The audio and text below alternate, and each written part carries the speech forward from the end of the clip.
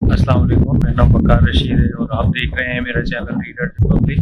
कुछ किताबें ऐसी होती हैं कि जिनको अपनी याददाश्त से निकालना बहुत मुश्किल होता है और उनसे जो लर्निंग आप हासिल करते हैं, वो आपको याद रहती है और बार-बार बाज़ औक़ात ऐसे मौक़े आते हैं कि उन पे वो लर्निंग जो आपने की होती है कि वो रिकॉल होती रहती है। तो जी हाँ, मैं भी आज एक ऐसी किताब के बारे में आपसे बात करना चाहूँगा और किताब का नाम है जस्तजू का सफ़र और इसके जो राइटर हैं उनका नाम है ज़ीशानुल हसन उस्मानी साहब। उस्मानी साहब किसी तारुफ के मोहताज नहीं हैं और पाकिस्तान का उन्होंने नाम रोशन किया पूरी दुनिया में, डेटा साइंटिस्ट हैं और इस बुक को पब्लिश किया है उर्दू पब्लिकेशंस ने।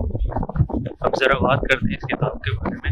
वैसे इस किताब के बारे में मुख्तलिफ लोगों के मुख्तलिफ रिव्यू हो सकते हैं, मेरा रिव्यू भी मुख्तलिफ हो सकता है शायद आप लोगों ने इससे पहले कुछ पहलू जो मैं बताऊँ आपने सुन रखे हैं और कुछ ना सुन रखे हैं।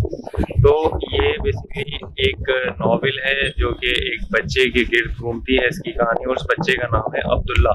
उस बच्चे की एक सवाल पूछने की उसकी बचपन से ही एक आदत होती है और इस आदत की वजह से उसे माशरे में ज़माने में बहुत ज़्यादा फिटकारा भी जाता है, धुतकारा भी जाता है, मगर वो अपनी ये आदत बच्चा छोड़ता नहीं है और इसी आदत की बदौलत जब आप आगे पढ़ेंगे इस नावल को तो आपको अंदाज़ा होगा इसी आदत ही की बदौलत यानी सवाल करने ही की बदौलत उसने बहुत ज़्यादा कामयाबियाँ भी हासिल की। आगे चल के बच्चा जब तालीमी मैदान में आता है तो लोगों को कामयाब होने पर मुबारकबाद, शाबाशी और एप्रिसिएशन मिलती है, मगर इस बच्चे को तब भी मार और फटकार ही मिलती है। तो इस बच्चे ने अपना सफ़र बड़ी मुश्किलात के साथ जारी रखा होता है और आगे बढ़ते-बढ़ते मुख्तलिफ मौक़ों पर इसमें इंसान की अल्लाह ताला से मोहब्बत भी दिखाई गई है और अल्लाह ताला से शिकवे शिकायत भी दिखाई गई और दुआ माँगने का सलीका और तरीका भी बताया गया। अब्दुल्ला ऑब्ज़र्व करता है कि हर चीज़ की एक टू डू लिस्ट है। अब्दुल्ला ये ऑब्ज़र्व करता है कि मुख्तलिफ लोगों के नज़दीक कामयाबी का तसव्वुर जो है वो मुख्तलिफ है। तो वो भी ये सोचता है कि जब लोगों से मालूम करता है तो वो सोचता है कि मेरे नज़दीक कामयाबी का क्या तसव्वुर होगा।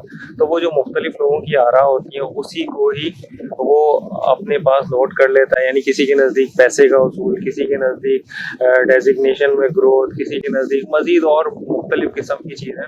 तो वो इन सब चीज़ों पे बेस एक अपनी टू डू लिस्ट बनाता है और उस टू डू लिस्ट को अचीव करता है। मगर जब वो ये सब अचीवमेंट्स कर लेता है तो उसके बाद ये सोचता है कि हाँ, अब ऐसी क्या चीज़ है जो रह गई है। तो उसे अंदाज़ा होता है कि ये वो टू डू लिस्ट नहीं है जो मुझे आखिरत में कामयाब कर सकती है। तो ये किताब ना सिर्फ आपको लर्निंग देगी और लर्निंग में भी इसमें इस चीज़ के ऊपर फोकस किया गया है कि लर्निंग हमेशा स्ट्रक्चर लर्निंग होनी चाहिए बजाय इसके कि अनस्ट्रक्चर, यानी कि कभी हम किसी तरफ अपने आप को झुकाव महसूस करें फिर कभी किसी और फील्ड की तरफ स्विच कर लें।